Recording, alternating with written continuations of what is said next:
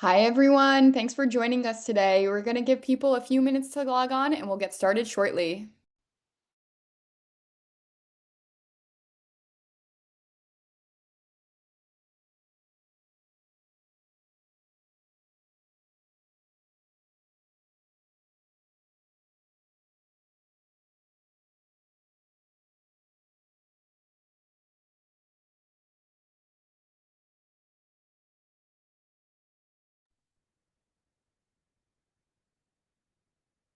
Hi, everyone. Thanks for joining us today. We're going to give attendees a few minutes to log on and we'll get started shortly.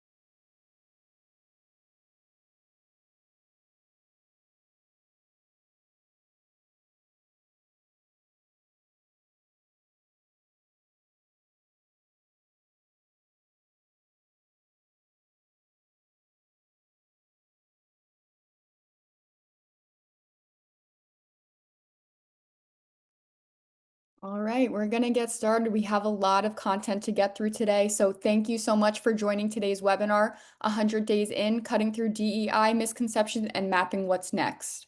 We're recording today's session and we'll share it with you following the webinar. If you have any questions, please use the Q&A function on your Zoom panel. Now, I'd like to hand it over to our moderator for today's session, HR Acuity's Chief People Officer, Rebecca Trotsky. Thank you, Lexi, and welcome everyone. I'm delighted to be able to moderate this very topical webinar today.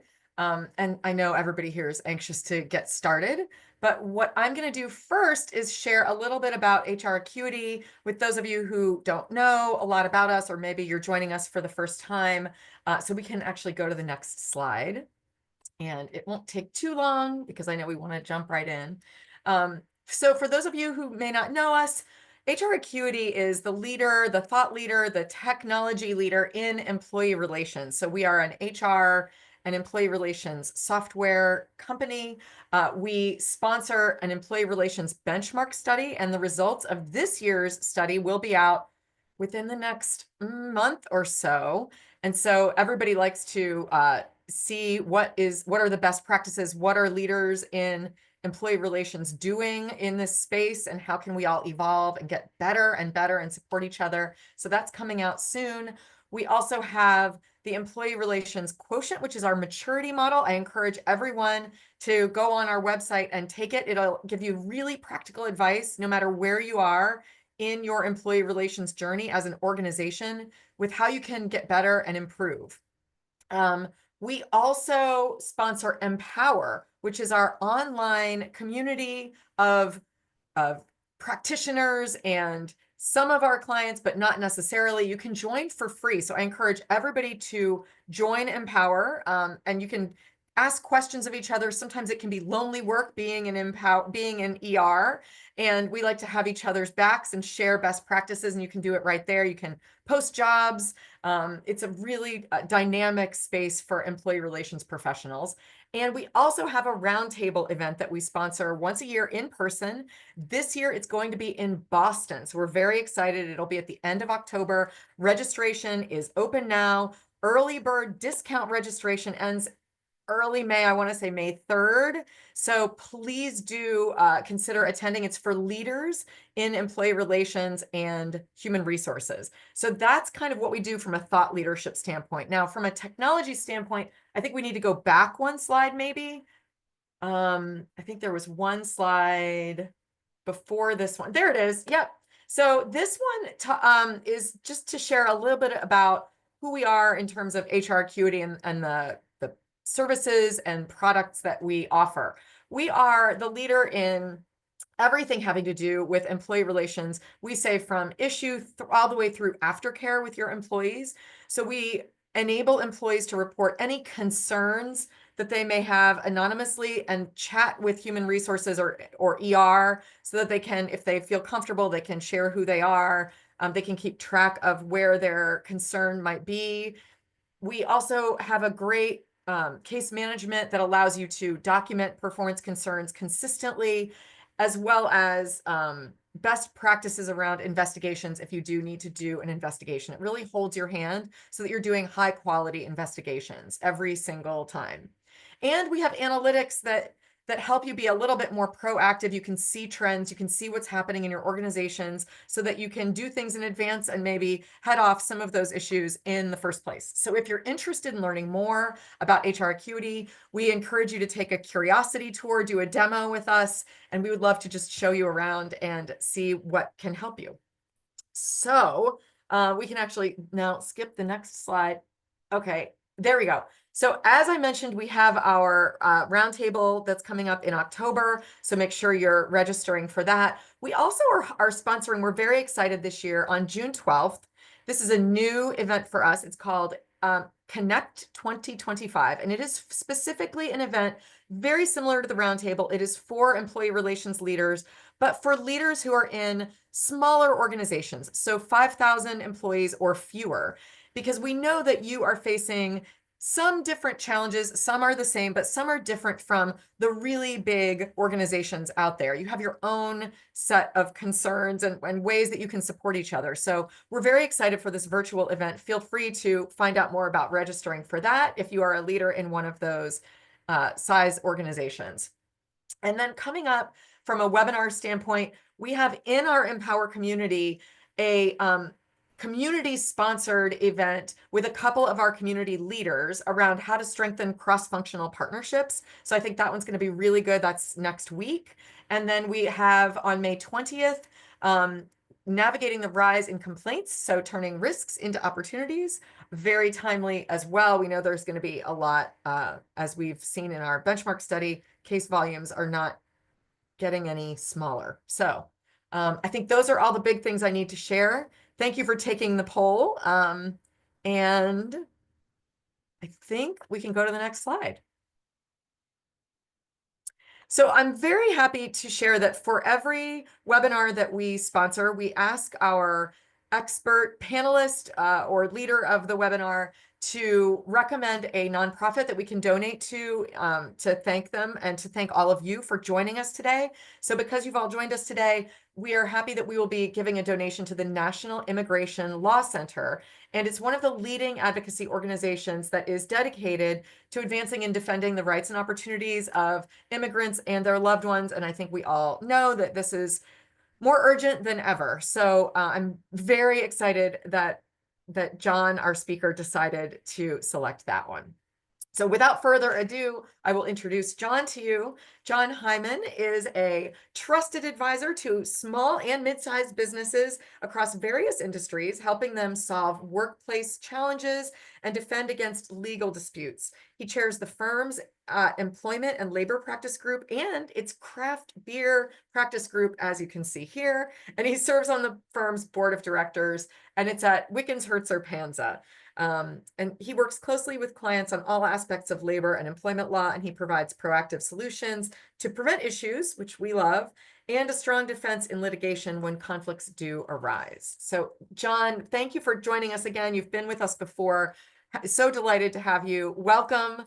I will be here jumping in with questions as I see them, but I know we have a lot of content to get through, and I know people are really hungry for any insights you have about where we are today. Awesome. It's a packed presentation today, and so it's great to be with everybody. Thank you so much to HR Acuity for putting this together and for asking me to come speak to you all about a topic that is near and dear to my heart, and frankly, one that has gotten way too much attention on the negative side in the last in over the course of the last 3 months. Diversity, equity, and inclusion, and specifically kind of where we were, where we are, where we're going, and what does it all mean for employers. Before I jump into the discussion, I do feel it's important to address the very white male elephant in the room, which is me. yeah, there's a white guy here that's going to lecture to you all about DEI, and you know, nothing in corporate America, nothing at the federal government level is going to change unless people like me are have bought into the change and are helping drive the change. Because for better or for worse, um, our C-suites are still dominated by people that look like me. Our government is still dominated by people that look like me. And without allyship helping push these issues forward, nothing is going to change. And so I just wanted to get that out in the open. I think it's important to note that, to recognize it, and then to move on to the meat of what we're talking about. Okay, what is DEI? There has been a lot of ink spilled, a lot of voices raised, particularly since January 2025 about DEI. In short, DEI stands for diversity, equity, and inclusion. That's what it means. What isn't DEI? DEI is not a four-letter word.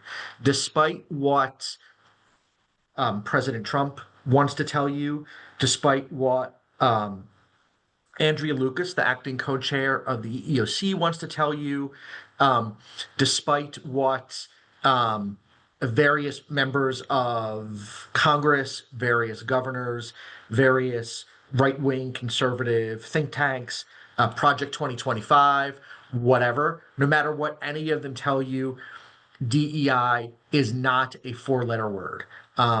It is, we're going to talk in a few minutes about kind of the legalities and illegalities of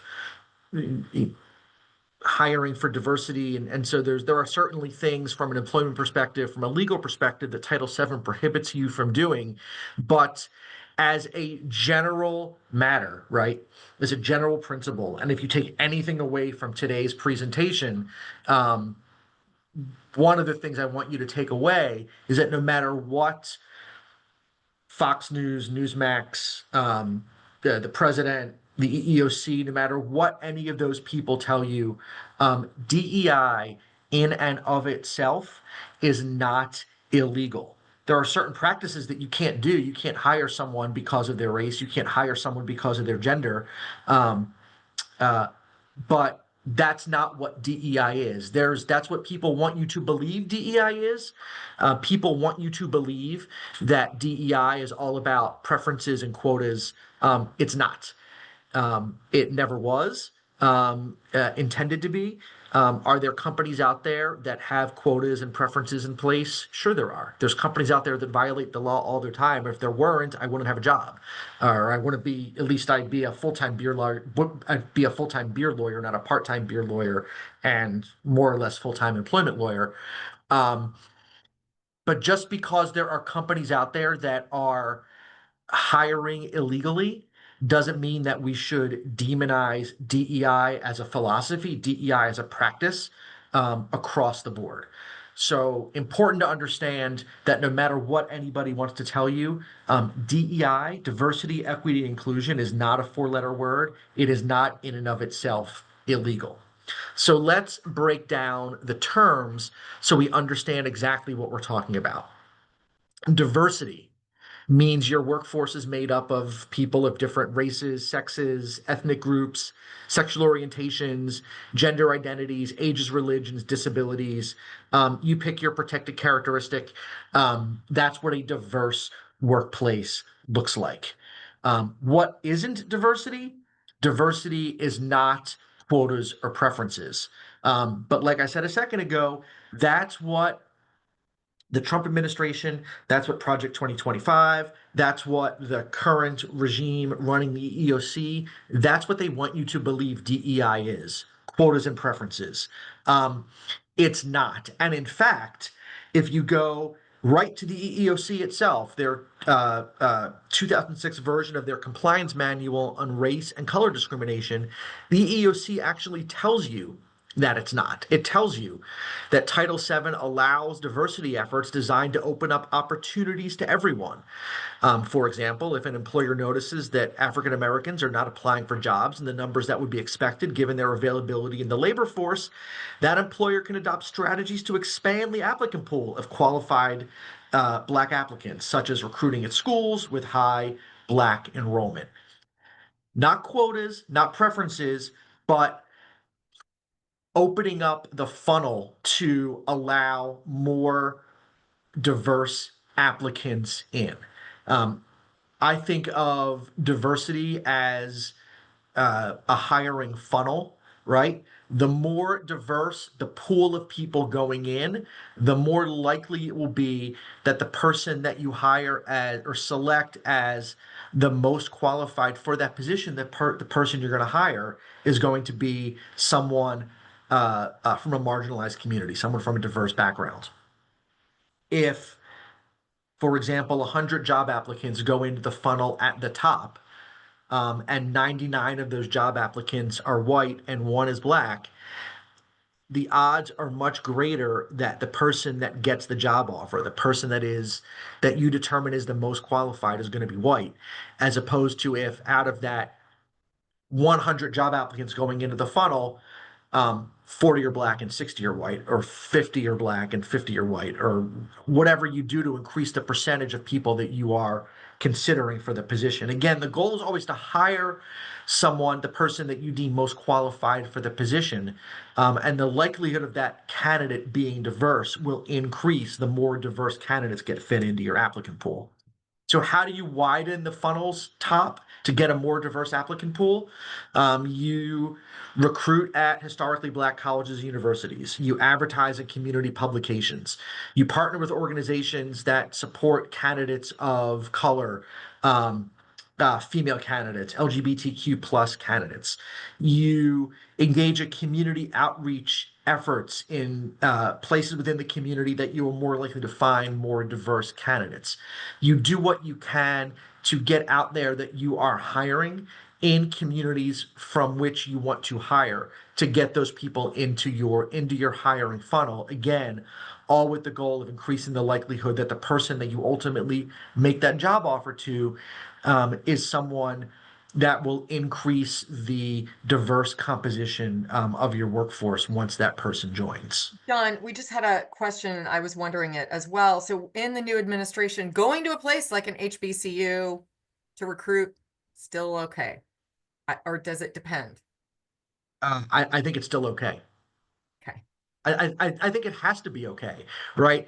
If it's not going to be okay to go to an HBCU to recruit, then we are going to end up with um, uh, you're either going to end up with stratified workforces where you're going to have workforces who are not recruiting at HBCUs that are going to have all white workforces and workforces that have all Black workforces, right? For example, or if you can't recruit at HBCUs at all, then you're going to have people graduating from those colleges and universities with no job prospects because they're not being recruited for employment.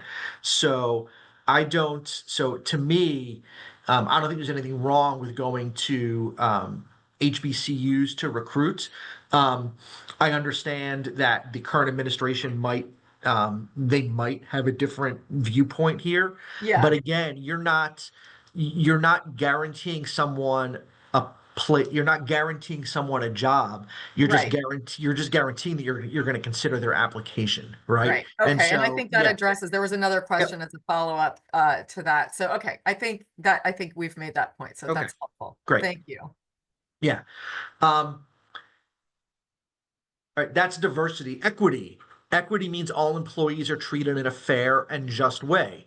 A crucial part of equity is ensuring that every individual employee has what they need to succeed and opportunities to do so. And I love the drawing, I think so illustrates the point. Equality is giving everyone the same tools, but not everyone needs the same tools to succeed.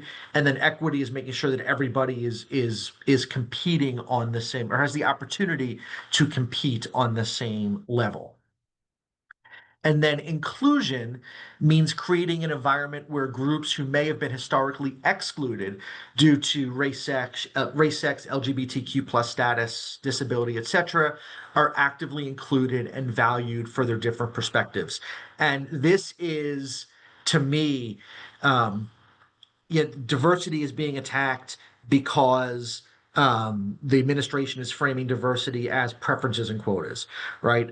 Equity is being attacked because you are giving people tools so that they can compete on the same level. And why can't everyone just compete on the same playing field? Well, there are historical inequities that have to be, that we have to address. There's unconscious biases.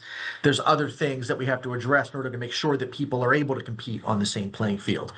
Um, this to me, the attack on the inclusion part of DEI is the most offensive to me because I can't wrap my mind around how and why somebody has an issue with having workplaces where people feel like they're welcome, they belong, they're included, and they're valued. I just can't wrap my mind around the issue that people have with inclusion at all. Um, One great example of inclusion is employee resource groups. Um, an employee resource group is an employee-led group that fosters inclusivity and builds community within the organization. They're usually formed around specific social identities. So, for example, companies now have Black professionals resource group, LGBTQ plus resource groups. Um, they promote awareness. They create a safe space for members to gather and discuss issues that they may be experiencing related to their particular identity and their identity within the workplace. Um, the benefits, again, they foster inclusion and belonging, they promote awareness, they drive innovation, they increase engagement and retention, and they should be voluntary, right? You shouldn't require, and I would say you would potentially be violating the law if you required all Black employees to join the Black Employee Resource Group, or all gay employees to join the LGBTQ plus Employee Resource Group, but there as a tool for employees to use if they want to use it to um, feel more included and feel more like they belong. Um, there's a couple of buts with employee resource groups. Number one, beware creating an employer-sponsored labor union. Employee resource groups can exist for employees to discuss issues among themselves, but they cannot work bilaterally with management to address employee issues. If you are using your ergs to create a list of grievances or issues to present to management to fix within the workplace, then that to the NLRB, that looks like an employer-sponsored union, which is illegal under Section 882 of the National Labor Relations Act. Um, these are these are not meant to be groups that come together to address issues with management to fix within the workplace, but again, they're groups that are put together to help create a sense of inclusion and belonging within the workplace for people that happen to belong to that particular group. And then beware exclusionary groups. Ergs must be open to all employees, regardless of race, sex, etc. The EEOC recently put out guidance on what you should know about DEI related discrimination at work. Um, it's called What You Should Know About DEI Related Discrimination at Work. It really doesn't say a whole lot, quite frankly. It reiterates that quotas and preferences are illegal. We understand that under Title VII and the other workplace discrimination laws. There's no such thing as DEI related discrimination. It doesn't exist, despite the fact that the EEOC has put out this guidance paper about they're talking about DEI related discrimination. But the one point that I wanted to make that is related to these employee resource groups and their openness to all, and they can't be exclusionary. And this EEOC guidance specifically points out that under Title VII. You can't limit, segregate, or classify employees based on their protected class. And so in the context of DEI programs, if you limit membership in workplace groups such as employee resource groups, business resource groups, or other employee affinity groups, you are likely violating Title VII. So you can't have a Black resource group that's only open to Black employees. If a white employee wants to join, you have to let that white employee join. And quite frankly, if a white employee wants to join as an ally, there's no reason not to let that person join. You should absolutely let them join. John, we had a question related to aspirational goals related to hiring. Would that be considered a quota or a preference, or is that okay now? Like, even at a couple of my past companies, we were in the paradigm for parity to get, 50% of women in leadership positions by a certain date. Like, would that would sort of aspirational, like, It's aspirational, yes. I mean, but again, it depends. It's aspirational, but I can certainly see situations in which those aspirational goals will be um, viewed as potential evidence of a quota or a preference, particularly in the current environment in which businesses are operating. Um, so it depends on what those goals, I mean, look like in practice. So if you are using those goals to help drive people into the top of the funnel, I have no issue with that at all. Where it gets more problematic is if you are using those goals to help drive the hiring process itself once people are into the funnel, and then it starts to look like more of a preference or more of a quota, which would be illegal under Title VII. So I would just caution that I don't think there's anything per se illegal with those aspirational goals that we want to have 50% in leadership, or we want to have 50% representation within the business, or whatever the goal is. You just want to make sure that you are using that goal to drive lawful objectives and not using it to create an illegal quota or an illegal preference that could get the business in trouble. great, thank you. Yeah. We'll talk kind of where we are in the courts with DEI. Um, and the current debate, I mean, the debate over DEI as a philosophy, it's been in existence since before 2023. But the Students for Fair Admissions versus Harvard case, which is not an employment case, it's a college admissions case, really drove DEI squarely into the limelight and the public consciousness by declaring that it was unconstitutional for colleges to use race as a admissions in any way, shape, or form in the admissions decisions that colleges and universities are making in admitting students. Again, not an employment case, but it really put the idea of preferences in this case college admissions, but again in hiring, right at the forefront of the collective consciousness by through this Supreme Court case in 2023. There has been, this is now again pre-Trump, there has been litigation surrounding DEI programs as well. National Center for Public Policy Research versus Howard Schultz. Howard Schultz being at the time the CEO of Starbucks. In 2020, Rebecca, to get to your point, in 2020, from the last question you raised, Starbucks decided it needed greater representation of BIPOC employees. As a result, it announced a policy that aimed to increase company-wide BIPOC representation to at least 30% in 5 years. Its efforts included implementing a leadership accelerator program for BIPOC employees, linking executive compensation to meeting DEI goals, and granting funding, authorizing funding to certain community nonprofits and underrepresented communities. The National Center for Public Policy Research, which owned at the time $6,000 in Starbucks stock, which is I did the math, 0.00005% of the company, sued, claiming those policies require the company to make race-based decisions in violation of civil rights laws. The U.S. district judge who heard the case out in federal court in Washington dismissed the lawsuit, um, and essentially uh, he said that that's an investment decision they made. They're happy to sell it. It's up to them if they want to sell their stock if they don't support what Starbucks is doing, but it doesn't give them a basis to sue. Um, and then the court went on, and this is really the key takeaway from the case, whether DEI initiatives are good for addressing long simmering inequalities in American society is up for the political branches to decide. If plaintiff remains so concerned with Starbucks' DEI incentives and programs, the American version of capitalism allows them to freely reallocate their capital elsewhere.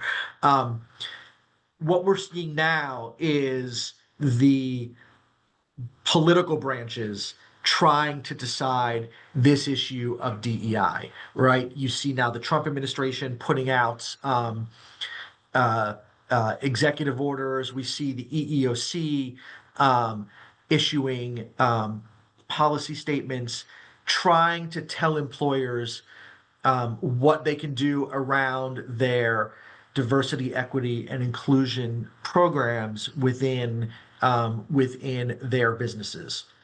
We have seen executive orders targeting DEI. Uh, uh, Last month, President Trump signed an executive order banning federal contractors from requiring DEI training for employees. The order defines DEI training as divisive or ideological if it mentions systemic racism, white privilege, or gender identities, with the penalties including cancellation of federal contracts and potential debarment. We've seen executive orders targeting specific law firms because of their internal DEI programs. And as a result, we have seen employers nationwide, large, prominent employers nationwide who want to get off the Trump radar, um, canceling their DEI programs externally, eliminating their DEI officers, closing their DEI offices within their business externally.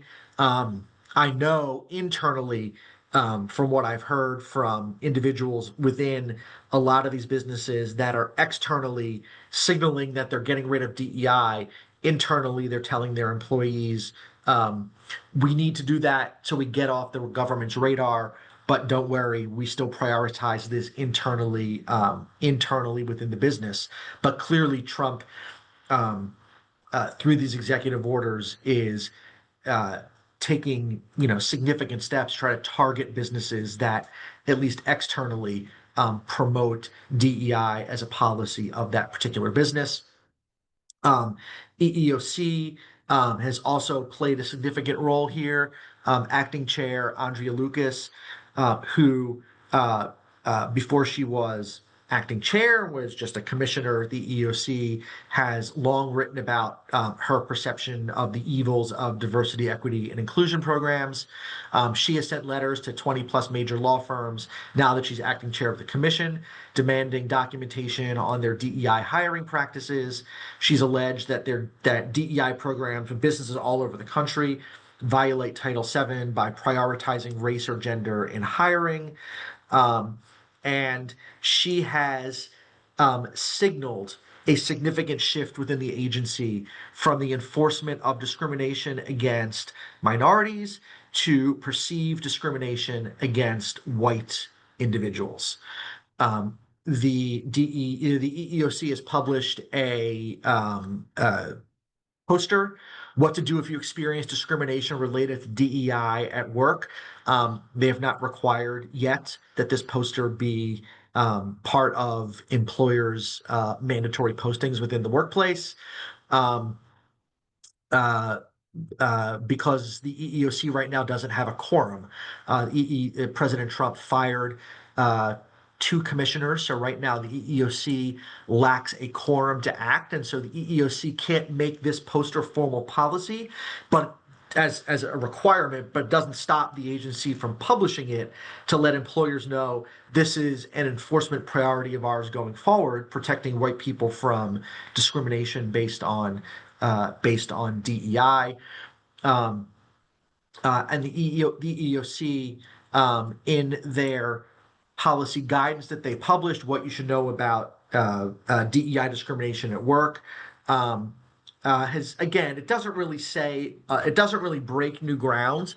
Um, it reminds employers that Title VII applies equally to all workers, regardless of their protected characteristic. And there's no such thing as reverse discrimination.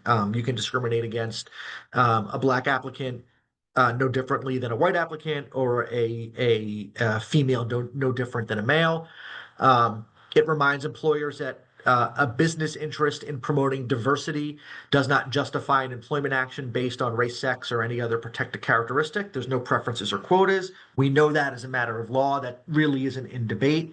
And then it says that DEI training can create a hostile work environment. Doesn't really explain what that means, but just says that if you are requiring employees to be trained on diversity, equity, and inclusion, there are situations if you are lecturing them or training them on, white privilege or issues like that, that could make a white person or a male feel bad about themselves because of, their role in historical discrimination. That can create a hostile work environment. We've seen some litigation around the issue of whether training um, uh, constitutes a hostile work environment or not. Um, uh, Several high-profile court decisions over the course of the last few months. One involved Penn State University. The one I want to talk about involved the city of Seattle. Um, uh, an employee for the city of Seattle, a white employee, claimed that he suffered a hostile work environment because he had to engage in mandatory DEI training. Um, the court wrote DEI programs aimed at addressing racial inequalities against Black people and other minorities who are not by their very nature or are not by their very nature discriminatory against whites. Exposure to material that discusses race does not by itself create an unlawful hostile work environment.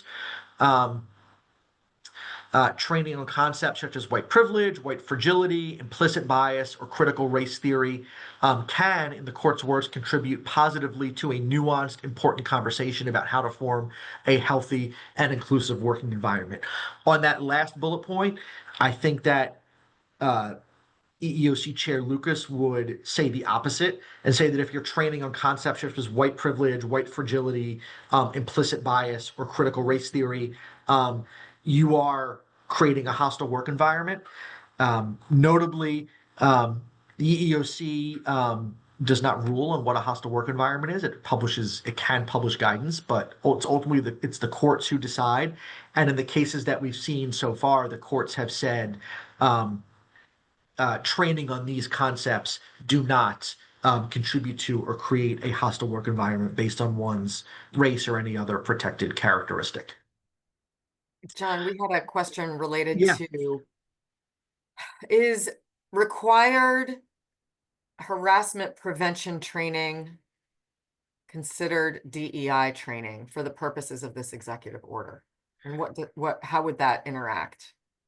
Nobody really knows. I would say that unless and until the Supreme Court or Congress come down and say that you cannot engage in your routine, regular annual harassment training, keep doing it. And as someone just pointed out in the comments, a lot of states, including California, for example, require it to be done Right. annually. Correct. So yeah, so you keep Ah, doing it.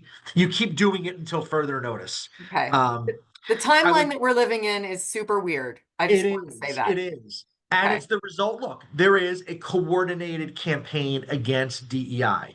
The messaging frames DEI as a quote woke ideology that has infiltrated government and businesses. We've had GOP-aligned think tanks that are pushing litigation against corporate DEI pledges. We've seen federal funding restrictions for schools or nonprofits engaged in DEI education. And the result has been, frankly, it remains to be seen whether what they are doing is legal or illegal. I think it's illegal, but at the end of the day, it doesn't matter because it is having a chilling effect on corporate DEI programs, and that many companies are scaling back programs out of legal fear, at least externally, if they're not maintaining them, internally. The reality is that no matter what six justices said about affirmative action in the Harvard case, no matter what Andrea Lucas says about DEI and employment, no matter what President Trump says, there is nothing illegal about corporate DEI programs. They encourage the representation and participation of diverse groups of people within companies, including racial minorities. They're not, if they're being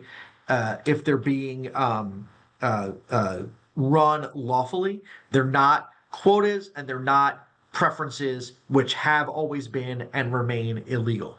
It was illegal on January 19, 2025 to hire based on a quota or a preference, as it was illegal on January 20, as it's illegal today, as it was illegal all the way back to 1964 and will be illegal all the way into the future. But that's not what DEI is. And the numbers bear out there is a disconnect, right? Between what the government is doing and what employers and employees want. 80% of employers agree that DEI improves workplace performance, and 90% of employees see DEI as a top priority when they're looking for a job or looking to whether to stay in a business. Um, uh, and so there is a disconnect between employer and employee wants and goals surrounding the idea of DEI and what the government is pushing. Why is DEI so important? I mean, let's make the business case for DEI. It enhances communication, right? Why do we want homogeny of viewpoints? If your workplace is all white or all male, all straight and all able-bodied, you have one viewpoint driving decisions. We shouldn't want homogeny of viewpoints. We want diverse viewpoints. And DEI programs help employees with different backgrounds, different lifestyles, different values and opinions communicate and collaborate better. It empowers your team by creating an environment where people from underrepresented groups feel empowered. It means that businesses don't miss out on some of its best talent because they're not feeding their pipeline with people from these diverse communities.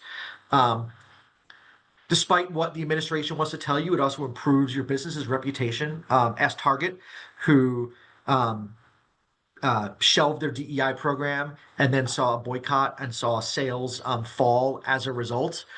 In fact, DEI can boost profits. According to 2020 report by McKinsey, organizations with the highest level of gender diversity are 25% more likely to have above average profit margins, and 36% for ethnically and culturally diverse company. And inclusive teams are over 35% more productive and generate 2.5 times higher cash flow per employee. So it's not just good for your employees, it's also good for your bottom line to have business that is diverse, that is promotes equity, and is inclusive. It affects job candidates' decisions. According to Glassdoor survey, 76% of respondents say that diversity is a top factor when deciding where to work, and 1 in 3 would actually refuse to work for a company that isn't diverse. That number obviously skews a lot higher for people if you're in an underrepresented or marginalized community. And it's even more important the younger your demographic. 83% of Gen Z workers prioritize diversity when choosing an employer. So it's good for business. It's good for retention. It's good for the bottom line, and it's good for hiring. Um, it's good all around, no matter what the administration wants to tell you. Um, and it's worth the investments. Employees will have higher levels of trust in the organization, more comfortable in the work environment. They will have higher employee satisfaction. There's better teamwork among diverse groups of employees, and provides a morale boost to employees as well. When you don't invest in DEI, you get a lack of variety in input, opinions, and experiences. Again, you get homogeny, which I think stifles um, growth and innovation. Um, Employees who happen to work for you who are from a marginalized community will not feel welcome. They will not feel accepted, or they will not feel included, which can lead to lower job performance. And as we looked at a minute ago, less revenue for the business. Poor public perception, again, see Target. Boycotts and lost revenue, again, see Target. Hopefully there's no one from Target, or maybe I want someone from Target on this webinar. I don't know. Maybe they're the ones that need to hear this message. Higher turnover rates within the organization, lower employee satisfaction, and lawsuits, right? When you don't invest in DEI, you are increasing the likelihood that someone from a diverse background, someone from a marginalized community, is going to sue the organization. How do you build a DEI strategy in your business, especially in the current environment? At least from the White House hostile to DEI, the current environment that businesses are operating in. Um, 5 steps to building your DEI strategy. Number one, you got to define the purpose, mission, and values. Why are you developing a DEI strategy at all, or maintaining the DEI strategy that you have, which should be in alignment with your organization's strategic plan, mission, vision, and values. Establish a governance structure. Who's responsible for DEI strategy oversight and tracking? Um, Typically, there might be like a chief diversity officer within an organization. We've seen businesses ratchet those back as the Trump administration pushes hard against DEI as a corporate philosophy. But if you're going to have DEI as a strategy for the business, you need someone who's responsible for that. And if you don't want to call it a chief diversity officer, maybe it's someone within the human resources office, who has responsibility for that function. But it should be someone within the C-suite, because it has to be someone who's empowered to institute organization-wide change. Otherwise, if you're not going to have someone empowered to make the change, what's the point in having the strategy at all? Define leadership roles and expectations. Leadership has to model the behavior that you want here, right? Leadership starts at the top. And so whether that is you have someone from a marginalized community in a position of leadership, or you have an ally who believes in the mission within a position of leadership, if you are not modeling the behavior that you want at the very top of your organization chart, then you might as well not have a DEI strategy at all, because it will be doomed to fail. Your employees won't take it seriously. They won't carry out the mission. This has to be a lived value from the top down. Which then segues into point 4, empowering leaders as diversity champions.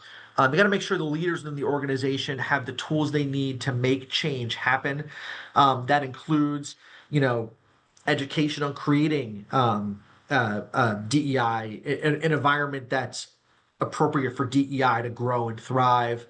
Do your managers and supervisors have the curriculum that they need to support their growth on the issue? Do you have the right external resources and experts to help your organization move the DEI needle forward within the organization? And have you budgeted appropriately for it? And then what are your metrics, right? How are you measuring whether you're successful or not? It might be we want to increase Black representation within the organization from 10% to 30%, or we want to increase female in females in leadership roles within the organization from 10% to 30%, whatever it is. You have to have the metrics to measure. But again, these metrics can't be tied to quotas or preferences. They are aspirational goals. And and then what do you do from an aspirational, what steps do you take to help move those aspirations forward, separate apart from the quotas and preferences that we know that you can't do. What does the future of DEI in the workplace look like? Um, it's We've seen so many businesses push back on DEI. Um, my wife was on a call yesterday at the business she works at where they were told, look, we know we've gotten rid of our DEI. We know we've gotten rid of our DEI office. They're a healthcare organization. We had to because we fear our funding is in jeopardy if we don't, but we remain committed to the mission, right? So, um, a few thoughts on what the future of DEI looks like with the understanding that the federal government is trying really, really, really hard to write DEI out of what businesses are doing and to eliminate DEI as a concept from the American workplace. Integrating DEI into core business practices instead of as a separate initiative. So rather than having DEI as a separate initiative for the business, you just write it. You write it into what you do on a day-to-day basis within the business itself. Um, Reframe DEI language. I think that even though I said at the beginning that DEI is not a four-letter word, I think the brand of DEI has been damaged. And so I think businesses need to come up with a way to talk about DEI without calling it DEI, because I think there has been some damage done to the branding of what DEI is. Um, I think businesses can focus. I think we still need to focus on the ideas of diversity and equity. So when I say focus more on inclusion and belonging and less on diversity and equity, I don't want you to think I'm saying DEI should be all about inclusion. But the government, I think, when you look at the diversity, equity, inclusion, they are focused heavy on the diversity, right? On the hiring and the promotion decisions that are being made within businesses. I think if businesses can shift their focus more towards making people feel included once they're within the business, I think um, businesses can keep themselves off the government's radar and then help move this mission forward. Um, Leveraging data to demonstrate impact and compliance. Again, making sure that you have the information to show that you are achieving the goals that you are setting within your business for uh, whatever you want to call your DEI initiative moving forward. And then engaging in community and stakeholder dialogue to make sure that everybody buys in within the organization to what you're doing. Um, Aligning DEI goals with business outcomes, and what outcome do you want to achieve, and how do we align our diversity, equity, inclusion goals to help meet those outcomes. Um, providing Providing manager level training on inclusive practices, auditing job descriptions and hiring practices, um, establishing cross-functional DEI councils. Again, maybe getting away from a chief diversity officer, but but spreading those functions out across various individuals or groups within the business. Creating and updating value-based codes of conduct. Um, and then, just keep your eye on what's going on in Washington, because this is changing almost daily. I've seen people say that, part of what businesses are doing is to do what they can to get off of Trump's radar, because he has the attention span of a gnat. So once you're off his radar, the odds of you getting back on it are pretty slim, because he'll shift his focus to something else like that. And so keeping an eye on what's going on in Washington, because this very well, everything's coming out of DC seems to change on the whims of, what side of the bed Trump happened to wake up on any given morning. So, what are the risks here? There's a lot of risks. Um, Employers may retreat from inclusive hiring and retention efforts. Um, there is some legal limbo as courts continue to grapple with whether diversity, equity, and inclusion programs actually equal or equate to unlawful discrimination under Title VII. There's a public response as well. Some companies have doubled down on DEI. I use Costco versus Target, and I hate to keep beating on Target, but they're the biggest example we have. Costco has seen sales increase, memberships increase, revenue increase. They've doubled down on DEI. Target has not so quietly walked it back. Um, but and so judging and gauging the public response to what businesses are doing. And then the key question is, can DEI survive both as a moral commitment and a legal risk? And as the legal risk of DEI, I think, will exist probably through at least 2028. Um, it's going to take a moral commitment by businesses to remain committed to the mission of DEI in light of the legal risk they may face from um, challenges from activist shareholders for publicly traded companies, and regulatory challenges from the government, funding challenges from the government for businesses that are dependent on public funding. Nonprofits have seen their tax exempt status threatened if they support DEI initiatives and the like. We do have one question that came in. Yeah. For organizations that are headquartered outside of the US, but who have big employee populations inside the US, what does that mean for their DE&I programs or initiatives? I mean, in order to operate in the US, they have to have a US presence, right? They have to have a US corporation set up within the US for them to operate in the US. So they are, if it's a UK company that has an American sibling or an American subsidiary and they're operating in the US, that US arm of the company has the same legal risks, even if their parent, if the HQ is in a different country where the current pressures don't exist. Their American related entity is unfortunately gonna feel those pressures. So, okay, thanks. Yeah. And so just to follow up on the key question, right? Can DEI survive as a moral commitment? I'm going to leave you with my call to action, which is, look, we're all on here. Hopefully the nearly 250, 300 people that are on this webinar are here because you believe in this as a mission.